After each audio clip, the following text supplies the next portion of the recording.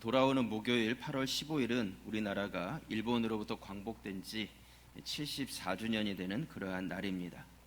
그래서 우리 광복절을 앞두고 오늘 이 주일에 광복절 기념 주일 예배로 우리가 드리게 되었습니다. 광고 드린 대로 오후에는 이 지역에 있는 모래내 지역 교회 연합회와 또 서대문 지역에 있는 장로 연합회가 이 두 연합회가 또 연합을 해서 오늘 함께 이 광복절 예배를 드립니다. 우리 장소는 우리 증가성결교회 저희에서 굉장히 가깝죠. 시간은 2시 30분에 예배를 드립니다. 오늘 강사로는 신촌 성결교회 원로 목사님이신 이정익 목사님 오셔서 말씀 전해주시는데 큰 은혜의 시간이 될 것입니다.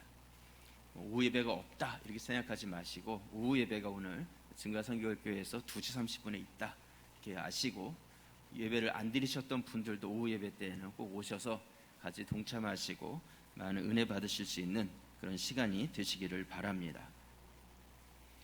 우리가 광복절 기념 예배를 드리고 있습니다. 우리 일제 침략기 때 우리나라의 역사를 이렇게 본다면 우리나라가 일제 압제 아래에 있었지만 그냥 가만히 당하고만 있지는 않았습니다. 굉장히 폭력적이진 않았지만 비폭력적인 저항 운동이 우리나라 안에서 계속 끊임없이 있었습니다. 그 중에서 중요한 역할을 했던 사람들이 바로 문학가들입니다. 문학가들은 그 글을 통하여서 이 나라의 독립의 의지 또한 독립에 대한 소망의 불씨를 꺼트리지 않는 그런 역할, 중요한 역할을 감당했습니다. 그 중에 한 사람이 심훈이라는 사람이고요. 이 심훈이라는 사람은 독립운동가며 소설가고 시인이면서 언론이었던 그런 사람이 바로 심훈이라는 사람입니다. 오늘 이 8.15 광복절 기념 예배를 드리면서 심훈의 그날이 오면이라는 시를 여러분들에게 좀 읽어드리고 말씀을 나누려고 합니다. 그날이 오면 심훈. 그날이 오면 그날이 오면은 삼각산이 일어나 도동실 춤이라도 추고 한강물이 뒤집혀 용소순 칠 그날이 이 목숨이 끊어지기 전에 와주기만 할 양이면 나는 밤하늘에 나르는 까마귀와 같이 종로의 인경을 머리로 들이받아 울리오리다. 두개골은 깨어져 산산조각이 나도 기뻐서 죽사옴에 오히려 무슨 한이 남으오리이까.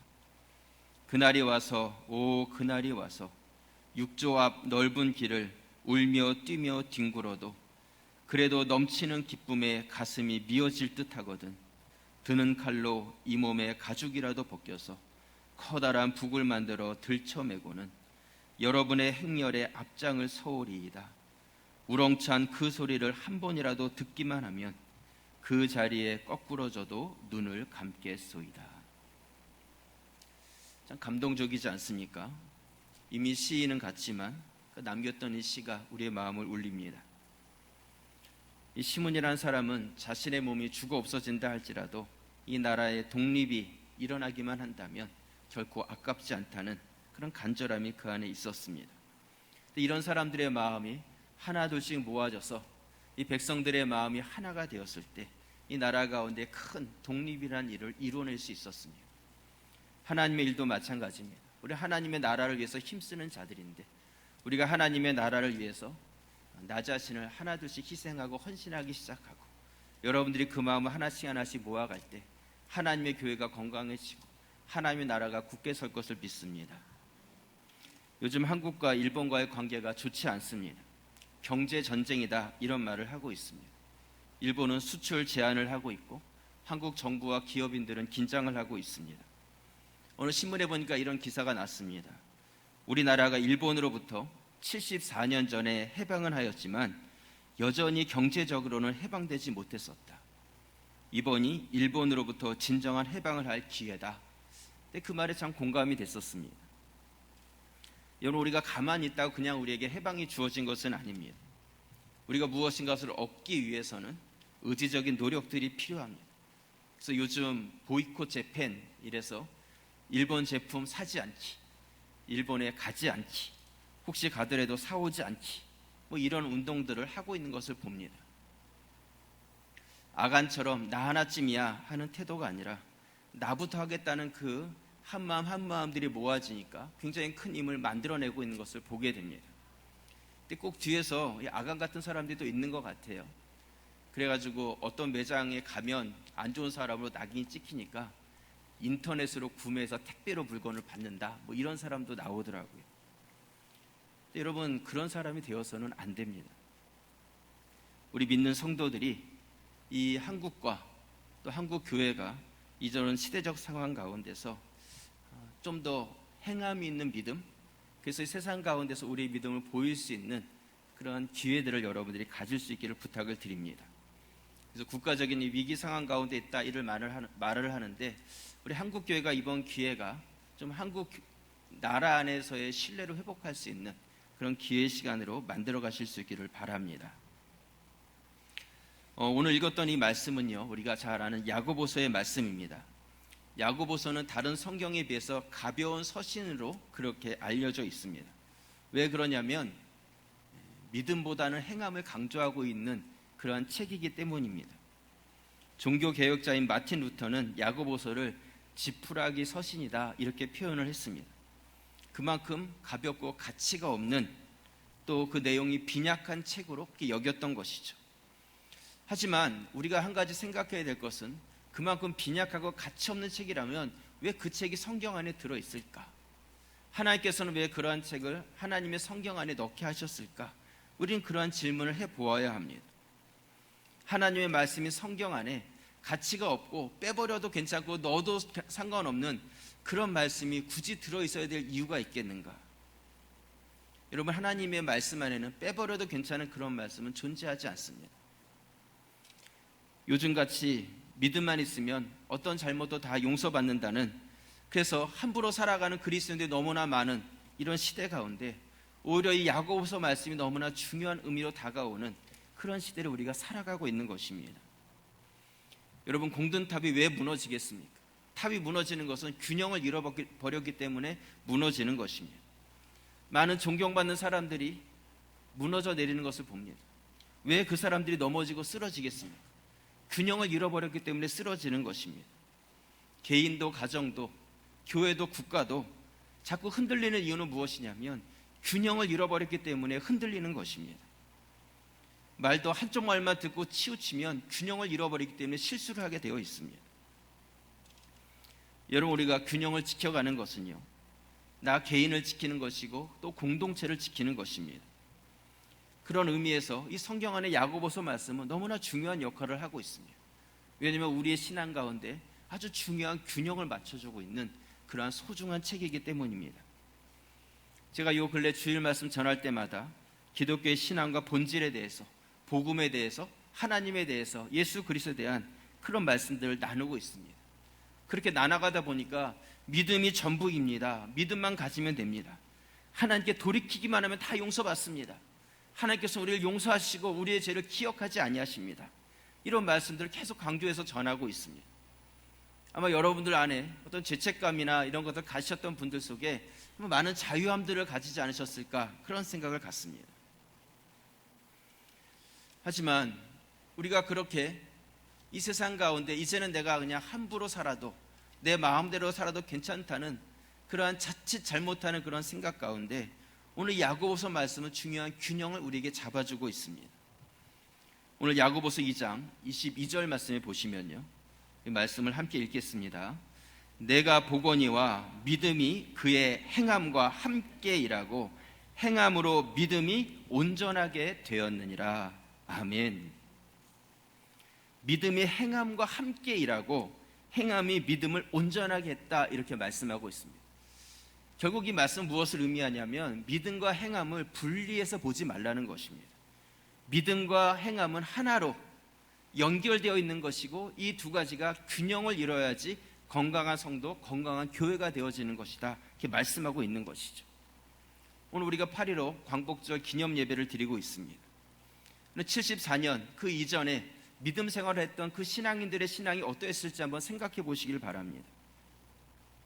나라를 잃어버렸던 그 상황 가운데서 나는 그냥 내 신앙, 내 믿음 잘 지키면 돼, 아무것도 하지 않고 그냥 주일날 난 교회 가서 예배 드리고 있는 것으로 나는 내 신앙 지켰어 하는 그런 신앙생활을 했을 거라고 생각하십니까?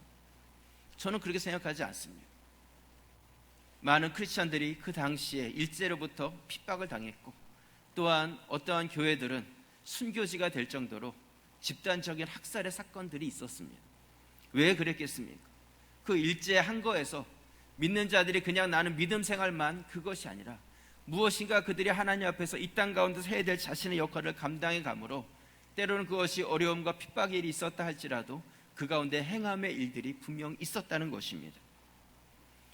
여러분, 정말 하나님께서 원하시는 그리스도인의 삶이 무엇이라고 생각을 하십니까?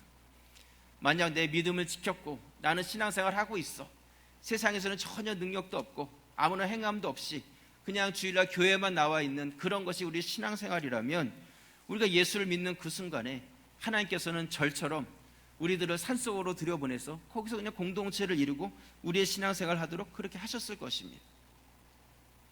하지만 우리 기독교는 그렇지 않습니다. 하나님께서는 우리가 믿음을 가졌지만 오히려 세상 가운데 들어가게 하셨고, 우리의 정체성을 세상 속에서 너희는 소금이다, 너희는 세상 가운데 빛이다 말씀하셔서 세상 속에 짠맛을 내야만 된다, 오히려 그들 가운데 빛을 비춰야 된다, 그들을 변화시킬 수 있는 영향력이 있는 그리스도인이 되어야 된다, 행함을 우리에게 강조하고 있는 것이죠. 마태복음 5장 13절 말씀 보시면요, 우리 말씀을 함께 읽겠습니다. 너희는 세상의 소금이니 소금이 만일 그 맛을 잃으면 무엇으로 짜게 하리요? 후에는 아무 쓸데없어 다만 밖에 버려져 사람에게 밟힐 뿐이니라. 아멘. 우리의 정체성입니다. 소금은 짠맛을 지켜가야 하는 것이죠. 마태복음 5장 16절 말씀 우리 함께 읽겠습니다. 이같이 너희 빛이 사람 앞에 비치게 하여 그들로 너의 착한 행실을 보고 하늘에 계신 너희 아버지께 영광을 돌리게 하라. 아멘. 우리의 세상의 빛이라고 말씀하시면서 우리가 그 빛된 삶을 세상 가운데 비춤으로 말미암아 우리의 착한 무엇이요? 행실, 우리의 행함을 보고 하나님께 그 사람들이 영광 돌리는 삶이 되게 하라고 말씀하고 있습니다. 우리가 74번째 광복절을 맞이하면서 나의 믿음과 신앙을 한 번 더 돌아보시고, 우리가 이 나라만을 생각하는 것이 아니라 하나님 나라를 이렇게 생각하면서 나의 믿음과 신앙은 균형 있는 신앙, 행함 있는 신앙을 살아가고 있는지 같이 한번 말씀 속에서 도전을 받고 나눠가기를 원합니다. 먼저 첫 번째로요, 우리가 믿는 자로서 지켜야 될 균형은 어떤 것이냐면 믿음과 행함의 균형을 잡으셔야 합니다. 믿음과 행함의 균형이 있으셔야 합니다. 오늘 야고보서 2장 14절 말씀에 보시면 우리 말씀을 함께 읽겠습니다. 내 형제들아, 만일 사람이 믿음이 있노라 하고 행함이 없으면 무슨 유익이 있으리요? 그 믿음이 능히 자기를 구원하겠느냐. 행함이 없는 믿음은 유익이 없는 믿음이다 말씀하고 있습니다. 여러분, 사람은요, 그 마음속에 어떤 것을 가지고 있느냐에 따라서 그것이 행함으로 나타나십니다. 그러니까 어떤 것을 행하고 어떤 말을 하느냐를 보면 그 마음속에 어떤 것이 있는지를 우리가 미루어 알 수가 있습니다. 나무도요, 어떤 열매를 맺혔는지를 보면 그 나무가 어떤 나무인지를 알 수가 있습니다. 누가복음 6장 43절 말씀에 보시면 못된 열매 맺는 좋은 나무가 없고 또 좋은 열매 맺는 못된 나무가 없느니라. 나무는 각각 그 열매로 아나니 가시나무에서 무화과를 또는 찔레에서 포도를 따지 못하느니라. 45절 말씀 함께 읽겠습니다. 선한 사람은 마음에 쌓은 선에서 선을 내고 악한 자는 그 쌓은 악에서 악을 내나니 이는 마음에 가득한 것을 입으로 말함이니라. 아멘. 좋은 나무는 좋은 열매를 맺고요, 못된 나무는 못된 열매를 맺습니다. 믿음이 있다면 믿음의 열매가 맺혀지는 것이 맞습니다. 믿음을 가진 성도가 믿음 없는 자들과 똑같은 열매를 맺으면서 살아간다면 그 사람을 믿음이 있다고 어떻게 증명할 수가 있겠습니까? 나는 믿음이 있습니다, 나는 신앙이 있습니다, 예수를 믿습니다, 입으로는 계속 이야기를 하는데 그 삶은 세상 사람들과 전혀 구별이 되지 않는다면 그 사람 안에 있는 믿음이 어떻게 증명이 되냐는 것이죠. 오늘 야고보서 2장 18절 말씀해 보시면 우리 말씀을 함께 읽겠습니다. 어떤 사람은 말하기를 너는 믿음이 있고 나는 행함이 있으니 행함이 없는 내 믿음을 내게 보이라. 나는 행함으로 내 믿음을 내게 보이리라 하니라. 아멘. 굉장히 도전적인 말씀 아닙니까? 너무 도전적이죠. 너는 믿음이 있다고 나는 행함이 있다고 하는데, 우리가 볼 때는 믿음 있는 사람이 더 훌륭하게 보이는데 너는 그 믿음 있다는 것을 행함으로 증명해 보이라는 것이죠. 나는 행함으로 내 안에 있는 믿음을 보이겠다, 이렇게 말씀하고 있습니다. 여러분, 믿음은 있는데 행함이 없다면 어떻게 되겠습니까? 내가 믿음이 있다는 것이 증명해 될 수가 없고 내 안에 있는 믿음이 아무런 능력이 없는 믿음이 되어버리는 것입니다.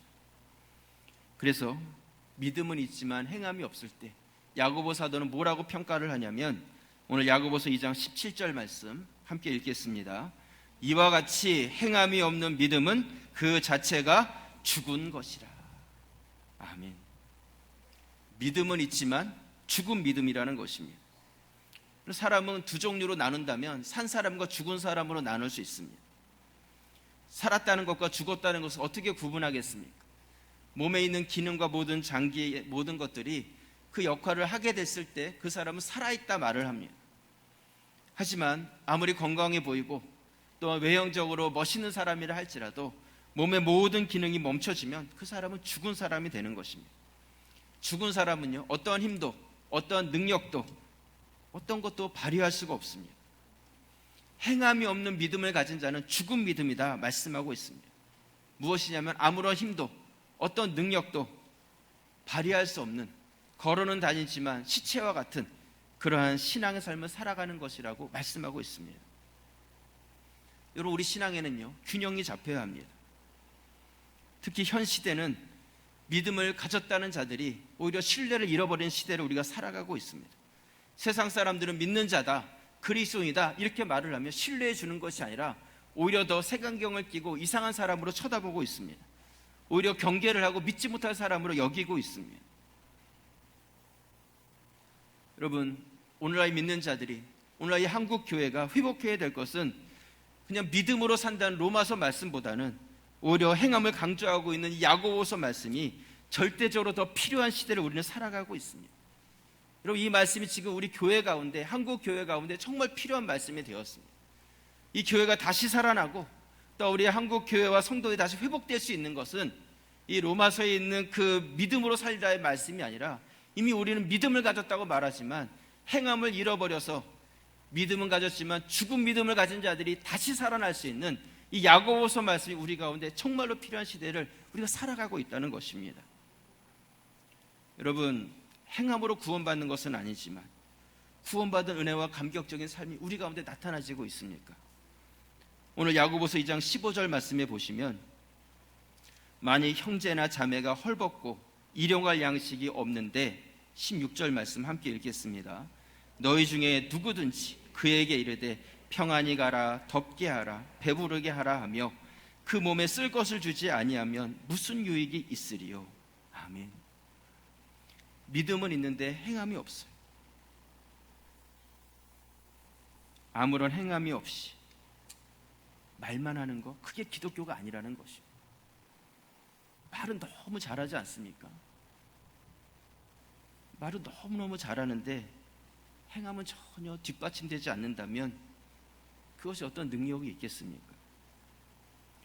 얼마 전에요, 크리스찬 신문에 이런 기사가 났습니다. 남미에 마약 소굴이 된 한 도시가 있는데 그것에 많은 범죄와 살인과 이런 일들이 일어나는 것이죠. 경찰들이 들어가서 총이나 칼로 그들을 제압하고 그들을 변화시키려고 했는데 변화되지가 않는 거예요. 오히려 경찰들조차도 그 도시 안에 들어가는 것을 꺼려했다는 것입니다.